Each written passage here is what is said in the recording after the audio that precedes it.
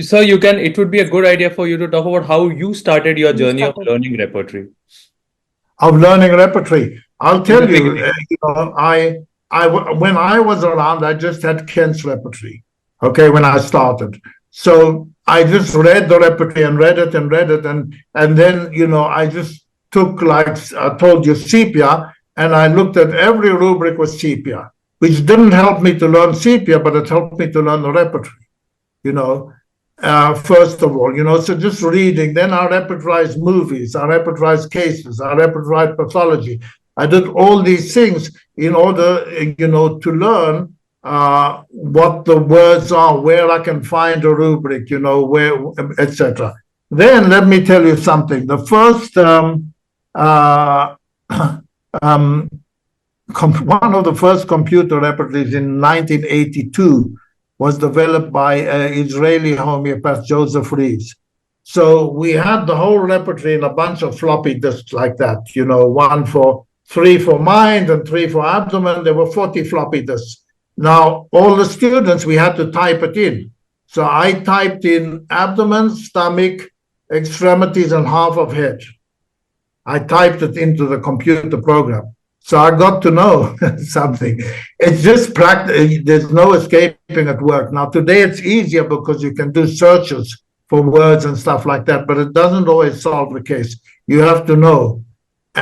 So it's just, work and practice. But that's how I did. In the beginning, I didn't repertorize every case because I was working with essences and thinking, oh, this looks like a nux, this looks like a pulsatilla. Then I decided one day, I'm going to start being accurate. I threw out all the materia medicas, and I never looked at the remedy until I repertorized that whole case. I would sit all week and repertorize the case, only then look at materia medica. So eliminating that guesswork and, and the kingdoms. What made you throw away the essences, sir? Sorry? What made you throw away the essences and all those kind of material? My teacher at the time, 1985, Joseph Reeves, he taught me that. He said, don't jump. I learned one thing in my journey in homeopathy. You want to be a master, then you've got to go the long way. Any shortcut, you will fall short of being a master. It will look good, it will look sweet. That's why I'm not so much into the kingdoms and families and shortcuts like that, because it looks, I'm going to show you a quick, easy way to find this simillimum. No, I don't want it. I want the long, hard way. Let me do the long, hard way. And Ken said, the best of the wine is saved for the last. And I tell you, it's true, because now I sit there in Africa, I take a new case in 15 minutes, and I can find remedies that, nobody knows, and they'll be accurate to the case. That's because I chose the long way, the long, hard way. I believe in that for me. I'm not saying it's true for you. You can choose the shortcuts and be happy. Some people are. I just decided that for mastery, do it properly. Okay, anything else? Yeah, we have a list of questions. Yeah. So for a beginner in homeopathy students, how does one start their journey with starting materia medica? How would you recommend the books to study a remedy from? Look, to me, the best, there are different materia medicas have different purposes. And it's like repertories. You have to know what is the purpose of that book. If it's clinical, it's Fatak. You're sitting in the clinic, you do Fatak. If it's not in Fatak, you go to Barica or you go to Vermeulen Concordant. That's just clinical. But if you want to study a remedy in depth, the best is for sure Kent. Because Kent understood those remedies so deeply, and in the beginning, you don't see how well he's understood it, because he'll start talking about some physical, or he'll start talking about general. He'll never start from the mind. And I'll give you a tip. Never start from the mind, because the mind is a minefield. If you start from the mind, you'll be prejudiced in some nice little essence. But if you understand the generals and the particulars first, and see the red line and the theme, and then you go to the mind, then you can see how it reflects in the mind. Don't let the mind dictate the rest of the remedy. Let the rest of the remedy explain the mind to it. And Kent does that beautifully. He'll start with the physical, a general, then he'll go to the mind. And if you can see through what he's saying, but it's in code, right? So you have to crack the code. I'm going to do a series of webinars soon called Cracking Kent's Code. Then you can read the proving, but it's not easy. You know, reading a proving is a skill that takes time to develop. So, you know, it's a lot of boring symptoms. So it's a bit difficult. But I'd start with Kent because he gives you the best deep understanding. Then you can look at a bit of Vermeulen Prisma I like, or that kind of thing. If you're cramming for exams, you're going to use Alan's keynotes.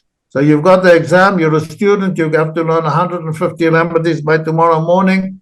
I go around with Alan's keynotes, try and memorize, close the book, go over 1, 2, 3, 4, 5, 6, 7, open the book. If I missed anything, I do it again until I have 90% perfect. That's what I did as a student. So just try and see which materia medica fits which concept. But let me tell you, I would not want to be without Alan's encyclopedia. If you really want to learn that remedy, let me give you an example. You want to know plumbum, just go to plumbum and don't read the mind or anything. Just read how people got the symptoms of plumbum. Most of them are through toxicity. So they got poisoned by plumbum because it was in the water, by lead, and then they end up in an insane asylum.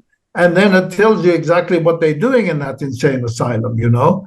Or you read, 50 pages of mercury in Alan's encyclopedia, all trembling, 1,000 times of trembling, until you get it in your head. Mercury trembling is the main thing, you know. But you read all these different stories, then they tell you how mercury was, most of the people worked in the mines in South America to get the mercury to dig it, and they got immune to syphilis just because they worked in the mines and got mercury poisoning. It's interesting, but it's hard work because you're looking for a piece of gold in a big haystack. But all those are beautiful. I love Alan's encyclopedia. Of all the books of provings, the source books, Alan Encyclopedia, Herring Guiding Symptom, Materia Medica Pura, even Pharmacodynamics by Hughes, what's the main difference? What did you find it while reading? Alan's encyclopedia is by far the best.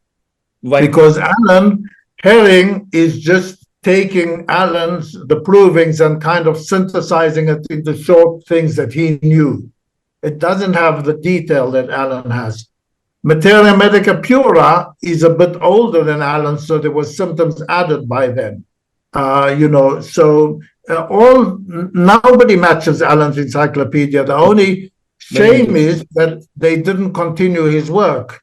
Nobody has come to continue it. However, when people do decent provings and you read them up of the modern provings, So there I gave you the proving of gallium. That's how it should look, and it should be very well organized. So we need to come and compile all the new provings into, instead of 12 volumes of Alan, 100 volumes of Alan now. Thank you for that answer. Very interesting, and was a very interesting learning. Okay, I guess that's it now. So are there more questions? Let me see over here. There's some in Spanish. Okay, we'll ask our Brazilian friends to translate one or two questions. There. Marcelo, please, can you help us translate if any questions for Jeremy? Maybe Luis has written something, but it's in Portuguese. Luis is asking something. Yeah. So, Jeremy, you'll have to go into the English version of the interpretation. How do I do that? Yeah. It says Luis is asking, I'm not sure what.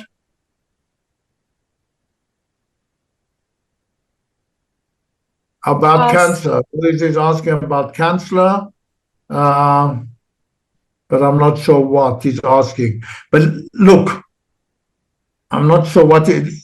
Can you tell? Okay, he's basically broadly asking you about your experiences in cancer. This is a colleague from Brazil who works on this Okay.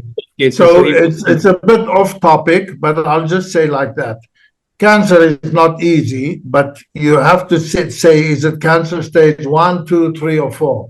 That's what makes the first difference, because if it's just the beginning of a prostate cancer, you look at it like the whole person and you treat the whole person and it's no big deal.